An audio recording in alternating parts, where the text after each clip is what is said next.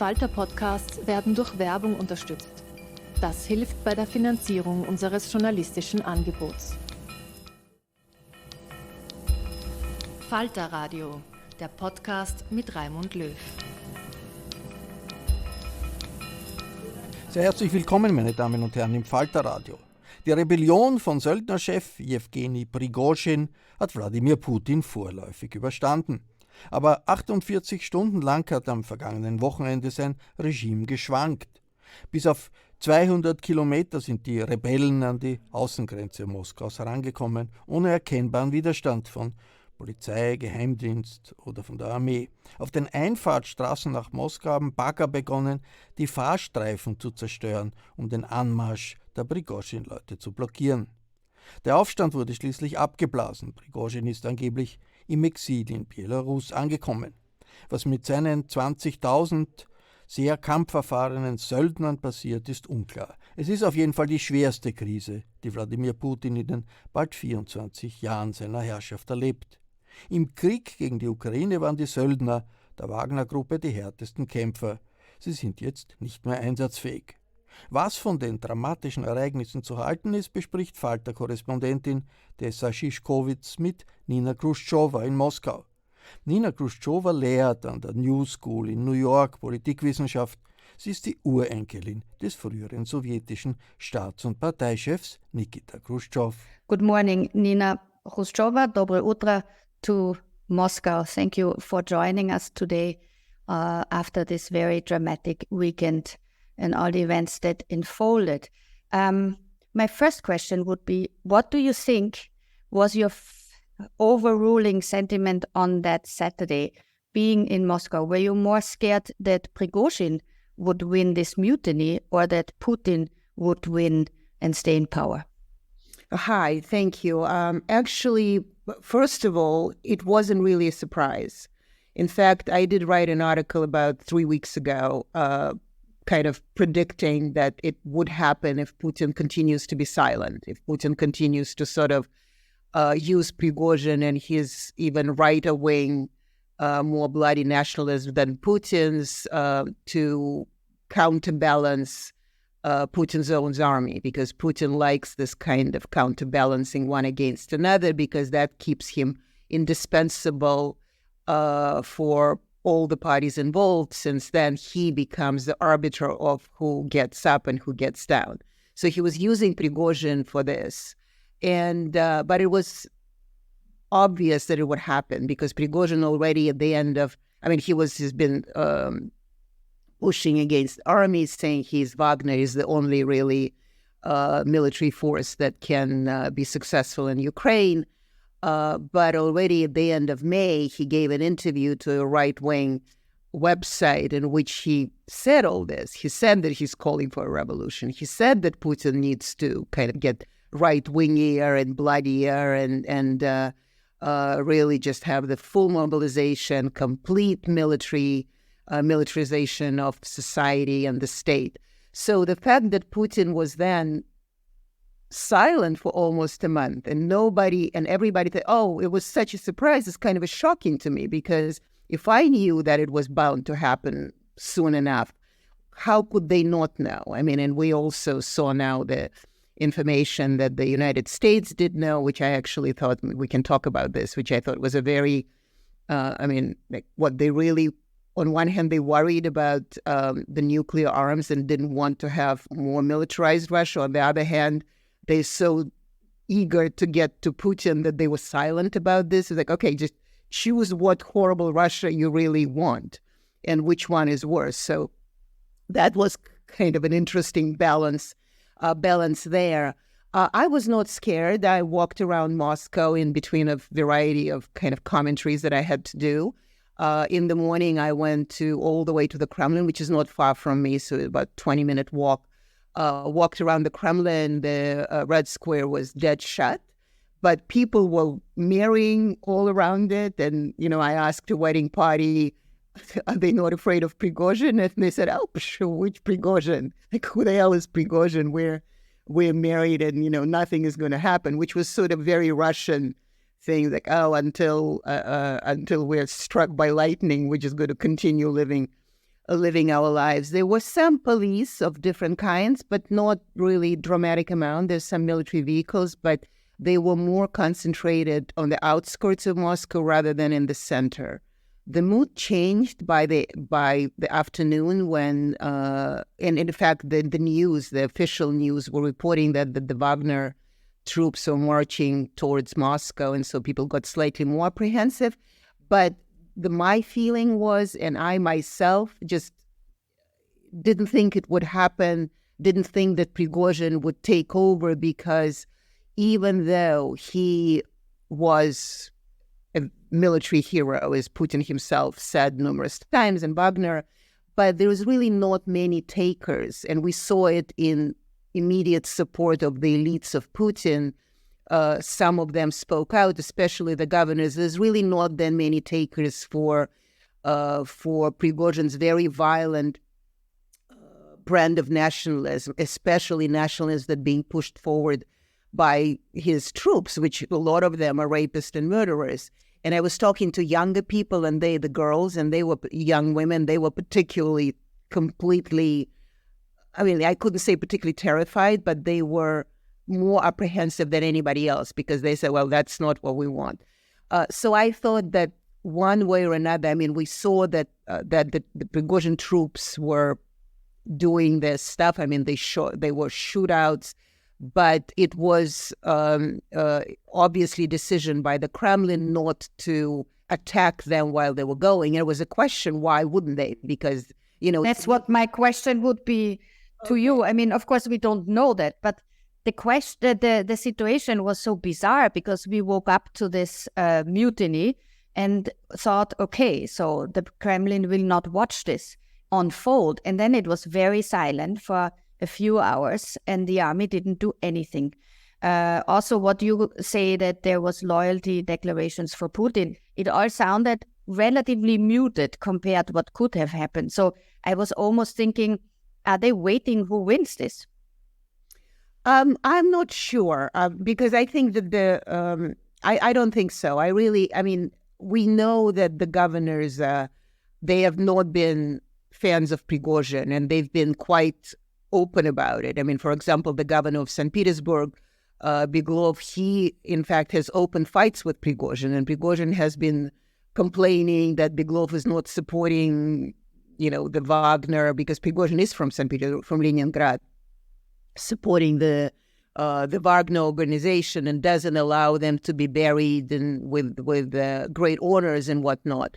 And Beglov and some others, I think the governor of the Sverdlovsk region were saying, well, it's all wonderful, but your people, when they come back, they really, I mean, the fact that they were fighting and they were brave really doesn't make them reformed citizens. So we kind of don't want them around us. So there is a bit of a tension there. It was surprising. I mean, I thought that at the beginning, Putin only spoke at 10 in the morning yesterday, and was very forceful, saying it's mutiny, it's a stab in the back, it's treason, it's this and that. We're not going to let them get away with that. And yet, here they were marching all across Russia, damaging property, damaging roads. They were in Lipetsk region, which is not far from Moscow already.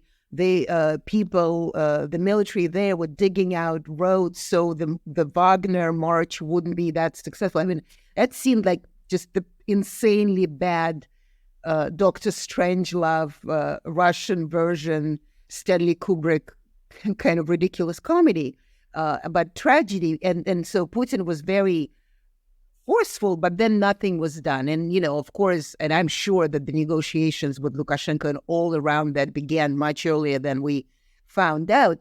But then I think the problem with Putin is that, yes, they were able to resolve the crisis. But the problem with him is that on one hand, he's waiting out to see which side and how he needs to act. But then he's rash when he is insulted. I mean, he's suddenly... Because if he didn't say, oh, it's mutiny, he would say, well, these people are demanding the recognition and we are going to sort it out with them. Instead, he went out and was very angry at Prigozhin personally, because Prigozhin is his creation, and suddenly Prigozhin, not suddenly, actually it wasn't sudden, but suddenly for Putin, Prigozhin turned against him. So Putin made the statements. Negotiations were going on. That's why they were not eliminating them on the road, because there would be more bloodshed. Then it's all over. Putin technically has a strong hand, because another thing that this mutiny uprisal showed is that although Putin doesn't have a strong position, I mean, we know that the war has been going on for almost a year and a half. I mean, clearly he's not winning. And the fact that Prigozhin is able to do this clearly is a sign of weakness. On the other hand, we are seeing that even if you say the response was muted, many said we want the constitutional order, we want the elected president, however Putin is elected and whatnot, but the official president. So muted or not, Putin got a little bit of a boost because it became clear that not every coup against Putin is going to be successful. So those who want that coup in the future, and I'm sure there will be many more, still would have to think carefully how to do about it. Because one of the things I'm sure Prigozhin was counting on to some degree is that because Putin is so unpopular among the elites, not necessarily among the people that much, but among the elites, that now they would take any opportunity to get him out. Well, no, that's not. And so that to some degree strengthened Putin's hands. His problem also is that he's grand up in the sky. He spoke on Saturday at 10 very forcefully, very firmly. When it was resolved Saturday night, and Lukashenko, Belarusian president, who was supposedly his mini-me or larger me doing the negotiations with Prigozhin, came out and said, we agreed on everything, Prigozhin is going to Belarus. Then brilliant move would have been for Putin to come out again and said, yes, we said it's mutiny, now it's forgiven. The reason it is forgiven is X, Y, Z, because other than that, okay, so first you said we're not going to tolerate it, and now we're tolerating it. So what's the problem? And so he got a stronger hand, but then he himself weakened it by his inability to handle crisis in front of the people. But that's also a big question now. So Putin says Prigozhin is a traitor, then makes a deal with him. We know that Putin usually, when he calls someone a traitor, that person is expiring sooner or later by being assassinated. So is it thinkable that Prigozhin actually goes to Belarus, stays there? I mean, this is a recipe for further chaos and disaster. Totally thinkable. I mean, and that's another thing, like Putin, speak to whoever you want to speak to your elites, speak to the people, speak to the global community. I mean, explain something, because then it's our speculation, because knowing Putin and knowing Prigozhin, by the way, Prigozhin, the man that has been promising to slaughter his enemies with sledgehammer, is going to go into a sunset in Belarus and stays there somewhere in the woods, in a hut, I don't know. Not likely. Right, exactly. Collecting stamps and growing cucumbers. It's like, no, that's just not really kind of a person. So, but we also know Putin is not forgiving of somebody who crossed his path, which exactly what Prigozhin did. So that's not out of the realm of possibility. But it's also Prigozhin. It's not some, a liberal oppositionist who makes his living by arguing against the oppressive state. I mean, this is the man who wants bloodier, more militant, crazier right-winger and nationalism than Putin probably ever dreamt of. So basically, this story is not over, because while Prigozhin goes to Belarus, does he stay there? What does he plan? But also, let's remember that all these Wagnerites that are now being forgiven, they're loyal to Prigozhin. They're not loyal to Putin. I mean, part maybe, no? Well, partly they stayed. I don't know. They made a deal. And I mean, in some ways, it was clever, I guess, not to eliminate Prigozhin. I'm sure their hands were itching to do that, because then he would have become a martyr. He was a hero of the war, and and this and that, that would have been that have created more problems. But also that kind of person being shipped off, what is he going to go to Syria? Is he going to go to Africa? What is he going to do? Yeah. But the Wagnerites that are not forgiven, I mean, some of them can join the army or some sort of military establishments, but some of them are going to go somewhere with Prigozhin. How they are not going to become the diversion groups, how they are not going to become people that would come back into Russia to start actually really foster a bloody revolution with a patriotic agenda that Putin, supposedly, according to them, is not forceful enough about. So I think it's resolved for now, but it's clearly not over and will play out in the next few months, in the next few days, in the next few years even. But even if Putin resolved it for that moment, I mean, he would get more suspicious, more paranoid, and suspicious Putin is a more dangerous Putin because he becomes more rash, more I'm thinking of the consequences. So, the things that you and I discussed for many years is that he was a good tactician. I mean, now clearly that's just not working out for him anymore because he still thinks he's the same Putin who makes decisions and then miraculously it works out. Well, miraculously nothing works out for him anymore. Yeah. I mean, we were waiting for Sergei Shoigu, the defense minister, to appear. So this morning he appeared in a video that they posted. We don't know exactly if this was a new video or not, but he seems to be back. Otherwise, this video wouldn't be released at all. Any thoughts on this? Why Shoigu was out of the picture? There were rumors that he might have been fired, which would have been a big humiliation because that's what Prigozhin wanted Putin to do. Well, one of the things, Prigozhin wanted Shoigu fired for months. So that didn't happen. In fact, Shoigu stayed. Remember, there was all these military people, there was a Gerasimov, and then there was Surovikin, and Surovikin was bloodier and more forceful in fighting. And so Prigozhin was a fan of Surovikin, but was not a fan of Gerasimov because Gerasimov was the one who supposedly looks at a bigger picture. I don't really know what the bigger picture is in this war, but supposedly, and so that's what not Prigozhin was interested in.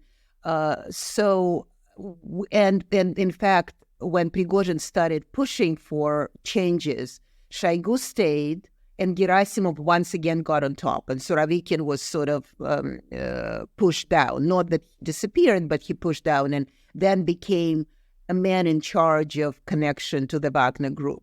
Right after that, Prigozhin decided to go on to have his march on Moscow. Yes.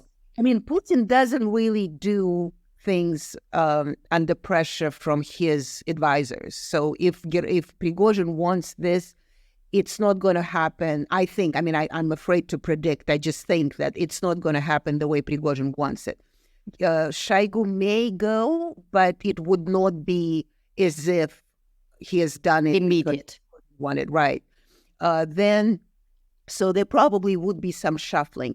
On the other hand, it may not be because basically one of them, as you know, Russia, there's endless scenarios. One is crazier than another, and one of them that because Putin made Prigozhin and that actually allowed him to, as I said, balance out power with the army, maybe was all staged altogether. I mean, I doubt it, but it's, nothing could be out of the realm of possibility of the crazy Byzantine Kremlin with the great secrecy and great conspiracies and whatnot. So possibly to once again push the army more into action and also with the same in the same action, kind of eliminate Prigozhin because he's become too much of a, bloodlessly eliminate Prigozhin because he becomes too much of a liability. He becomes too much of a problem. So that's possible. I mean, that makes him very clever, but that's a possibility. But also it's possible that, Putin needs this war. As long as the war goes on, he is Putin. The minute the war, if it's not won, which I don't know how, it doesn't seem like it can be by Russia. If it's not won, then he's a nobody. And if he's a nobody, he doesn't exist. So he will continue this slow kind of not almost offensive anymore, but defensive war in a sense. And for that, Shoigu is not bad at all. Shoigu, exactly what Shoigu has been doing. So it's possible that it will all remain the same, and it would be kind of this frozen conflict. It's not a frozen conflict, but frozen in terms of it is now. You go back a little further, you step back a little, step a little back, and fight in the trenches. Yeah, right, exactly. So it may be that's. Prigozhin is a dangerous figure, but the way it has played out also possibly works for Putin because it kind of allows for a status quo, but also tells the right-wingers, tells the nationalists that, you'd be careful because that's the fate that awaits you. So now Putin dealt with the liberal opposition. He gave a message to the right-wing opposition who wants bloody a war, and we're in a status quo situation. It's one of the scenarios. Maybe it's not going to be that peaceful. Of course. It really could be. But what I read this just now on Telegram, an interview with Konstantin Remchukov, the editor-in-chief of Nezavisomaya Gazeta, who said that he himself, it's a bit bizarre actually, but he said that a lot of the political elite, part of them left also on their private jets on Saturday, as did the airplanes of Putin, as we could see on the flight trackers.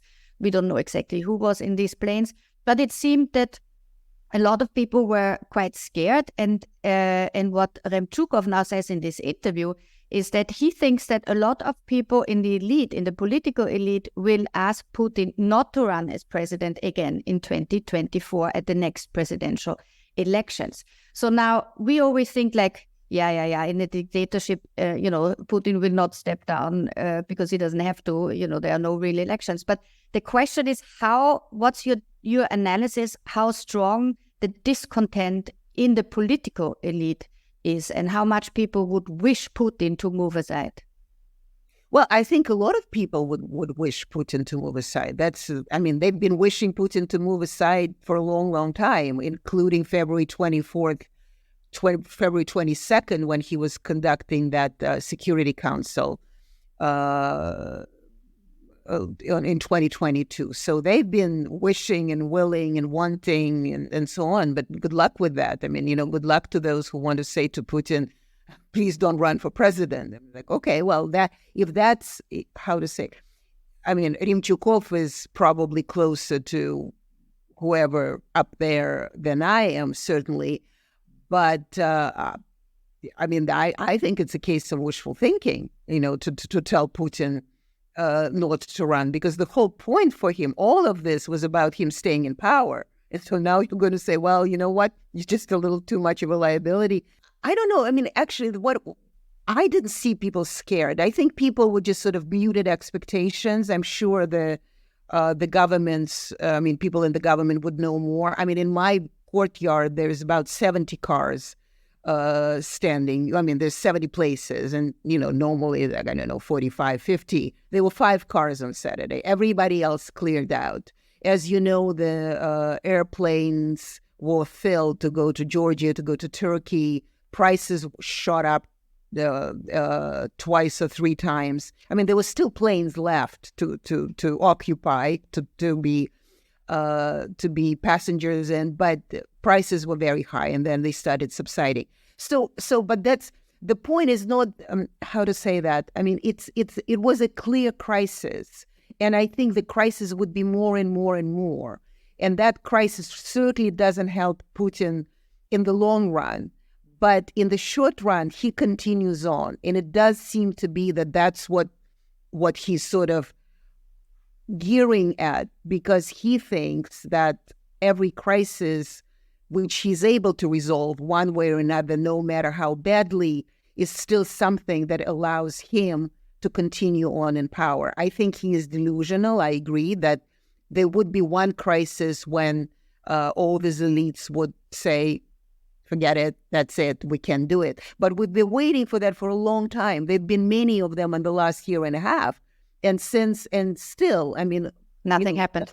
Nothing happened, and the governors are there, and they showed Mishustin, the prime minister, in his workplace, and Sergei Sobyanin, the mayor of Moscow, said, we're continuing on. And so, yes, that would be a rational solution, but so far, and as you know, Russia is not always rational. It's not from A to B to C. It's from A to Z to K to B and back. Yes, this time will come, and every crisis leads to that moment. But I really think that we cannot with certainty say when that moment will come.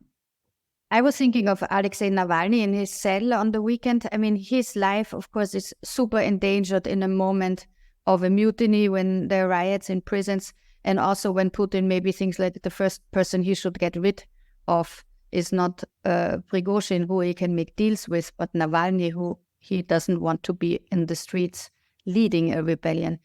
Do you think there's any scenario where the opposition can assemble itself inside or outside of prison? No, I mean, there's no opposition inside. And I've heard there've been a lot of conversation of the outside opposition saying, oh, go to the streets. It's like, well, you go to the streets.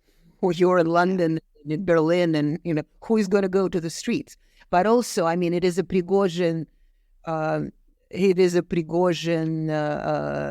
appraisal. I mean, what kind of deal you can actually have them? Okay, fine, you get Putin out together. Congratulations. What, Navalny is going to withstand Prigozhin bloody nationalism? No. I mean, I heard that. I'm not going to name very important names who've been calling for this, but I think the delusion of outside Russia, being outside Russia, is as delusional as it being, or not as delusional, but quite delusional as much as those who have delusions in the Kremlin. It's like, yes, I mean, it would be, and I think that in some ways, kind of the United States position was a bit like that. Yes, we worry, but at the same time, we're not going to say anything because it gets rid of Putin. Like, okay, great. So let's get rid of Putin and have rapists and murderers in charge. That was certainly the problem of this uprising or this mutiny now, that the choice between Putin and Prigozhin is the choice between Pest and Cholera. And that's why it makes it so difficult for Democrats to support this mutiny. Well, Nina? Well, they shouldn't support this mutiny. I mean, this mutiny should not be supported whether in or out for Putin, because Russia's choice now between slow-moving fascism and fascism with blood, and so these are not the good choices altogether. Nina Chruschtschowa, thank you very, very much for talking to us, and we'll keep watching with you. Thank you very much. Thanks. Sie hörten ein Interview von Tessa Szyszkowitz mit Nina Chruschtschowa in Moskau. Ich verabschiede mich von allen, die uns auf UKW hören, im Freirad Tirol und auf Radio Agora in Kärnten. Aktuelle Berichte und Analysen zu Russland und dem russischen Ukraine-Krieg gibt es regelmäßig im Falter. Alle Informationen über Abonnements finden Sie im Internet unter der Adresse abo.falter.at. Ursula Winterauer hat die Signation gestaltet. Miriam Hübel betreut für diese Sendung die Audiotechnik des Falter. Ich verabschiede mich bis zur nächsten Sendung.